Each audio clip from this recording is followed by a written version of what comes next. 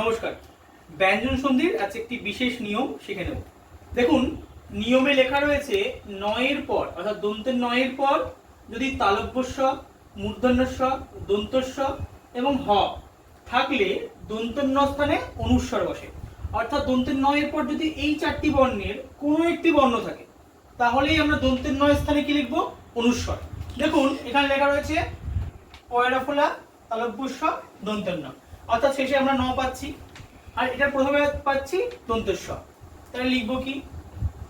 পয়রা ফোলা, তালব্যস্ব। দন্তের নয়ের পর যেহেতু দন্তেস্ব পেলাম, দন্তেস্বরের জায়গায় আমরা লিখবো অনুস্বর, আর যেটা ছিল দন্তেস্বর অর্থাৎ প্রশংসা। অনুরূপ ভাবেই দন্তের নয়ের পর এখানে তালব্যস্ব পাচ্ছি, অর্থাৎ দন্তের নয়ের জায়গায় আমরা কি লিখবো? অনুস্বর।